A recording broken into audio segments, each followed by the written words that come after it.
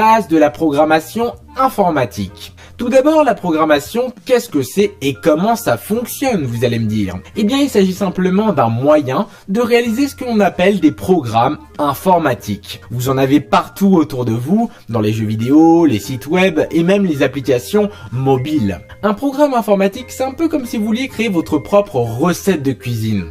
Vous allez vouloir obtenir un résultat, par exemple un gâteau au chocolat, et pour cela, vous aurez à votre disposition plusieurs ingrédients, des œufs, de la farine, du lait, du sucre, etc., etc. Maintenant, pour obtenir ce fameux gâteau, vous devrez réaliser une suite d'étapes, une suite d'instructions, de choses à faire. Par exemple, ajouter la farine, mettre les œufs, rajouter du lait, mélanger, cuire, etc., etc.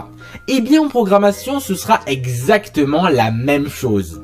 Tout d'abord, les éléments que l'on va utiliser à l'intérieur de notre fameuse recette de cuisine, par exemple la quantité de sucre, de farine, de lait ou encore le nombre de portions de parts à distribuer, on va les stocker à l'intérieur de ce que l'on appelle des variables. Une variable, c'est comme une sorte de petite boîte qui va permettre de stocker temporairement une valeur à l'intérieur, sachant que cette valeur peut changer, varier lors de l'exécution du programme. Notre petite boîte, elle est caractérisée par deux choses.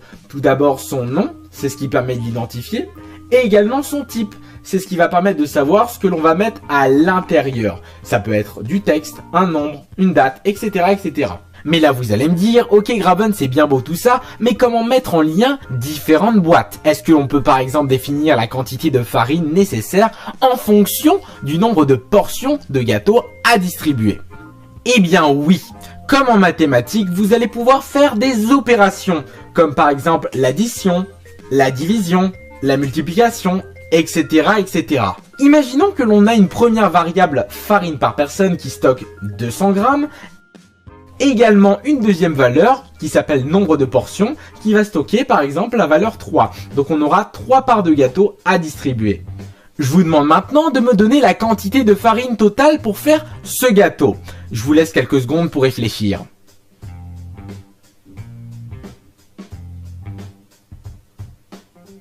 Et bien tout simplement, on va récupérer la valeur de farine par personne, qui est de 200, et on va multiplier cette valeur par le nombre de portions, qui est égal, ici, à 3. Le calcul sera donc 200 fois 3 puisqu'on a 200 grammes par personne et comme il y a 3 personnes, ça nous donnera 600. Ce calcul, on pourra très bien le stocker au niveau d'une nouvelle variable, par exemple quantité farine. Donc on va mettre tout ça à l'intérieur, on ferme la boîte et lorsque notre programme va se lancer, on va aller voir le résultat de la quantité de farine et regardez, on a bien 600 à l'intérieur. Également, lorsque vous allez faire votre programme, votre fameuse recette de cuisine, il se peut que vous soyez amené à faire des choix qui vont être le fruit de conditions. Par exemple, s'il y a plus de 5 grammes de sucre dans mon gâteau, alors je vais doubler la quantité de lait. Dans ce cas-là, on va aller voir dans la boîte quantité sucre la valeur qu'il y a à l'intérieur. On peut voir que c'est 7, donc c'est bien supérieur à 5 grammes. Dans ces cas-là, comme la condition est vraie, je vais aller à l'intérieur de quantité lait. Je regarde la valeur qui est à l'intérieur et je vais tout simplement la remplacer par son double, tout simplement. Maintenant, je vais vous laisser à nouveau quelques secondes pour modifier ce programme pour que cette condition puisse s'exécuter uniquement s'il y a moins de 10 grammes de sucre.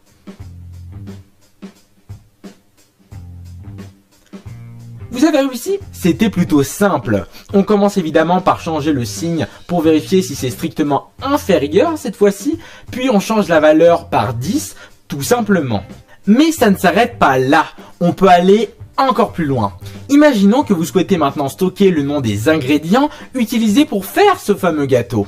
Les œufs, le sucre, le lait, etc., etc. Pour cela, il vous suffira simplement de réunir ces ingrédients dans ce que l'on appelle un tableau. Un tableau, c'est un peu, si vous voulez, comme une sorte de grande grille qui va permettre de stocker à l'intérieur plusieurs valeurs. Par exemple, du texte, des entiers, etc., etc. Donc là, si je veux stocker le nom de mes ingrédients, on va partir de 0, on va commencer par les œufs. Ensuite, la deuxième valeur, on va mettre le lait. Et enfin, on va mettre le sucre, tout simplement.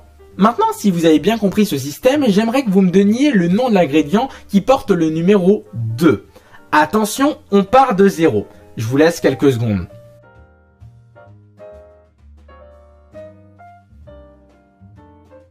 Et bien comme on part de 0, l'ingrédient numéro 2 sera le troisième 0, 1, 2. Ce sera donc le sucre.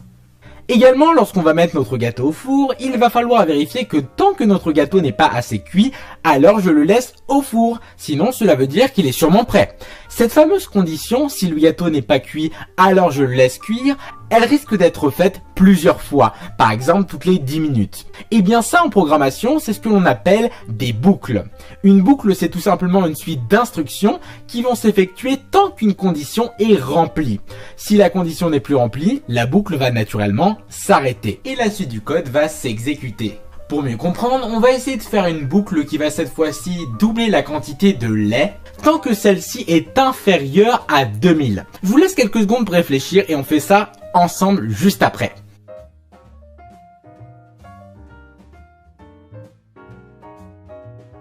Qu'est-ce qu'elle va faire notre boucle? Elle va aller dans quantité lait, voir la valeur qui est à l'intérieur, et si cette valeur est inférieure à 2000, on va la doubler. La condition est bien vraie, 100 c'est bien inférieur à 2000, donc je vais récupérer cette valeur et la remplacer par son double, et ensuite je ferme la boîte. Mais ça ne s'arrête pas là, puisque une fois qu'on a fini l'opération, on va recommencer la condition. Donc je vais regarder à nouveau dans la boîte quantité lait, la valeur de 100 est toujours inférieure à 2000, donc on va refaire l'opération, on va prendre la valeur et on va la remplacer par son double, 400. Je referme la boîte, ensuite on refait la même procédure, on regarde l'intérieur, là on a 400, donc je le remplace par 800. On referme la boîte, on regarde à l'intérieur, 800 est bien inférieur à 2000, donc je le récupère à nouveau. Et là, on va mettre 1600. Donc là, on revérifie à l'intérieur. On peut voir que 1600 est toujours inférieur à 2000. Donc là, je reprends cette valeur et je la double. Et je ferme la boîte. Je recommence une fois ma condition. On regarde à l'intérieur. Et cette fois-ci, on peut voir que 3200 est supérieur à 2000. Donc la condition n'est plus valable. Donc on ferme la boîte, on s'arrête et la suite du programme va continuer à s'exécuter.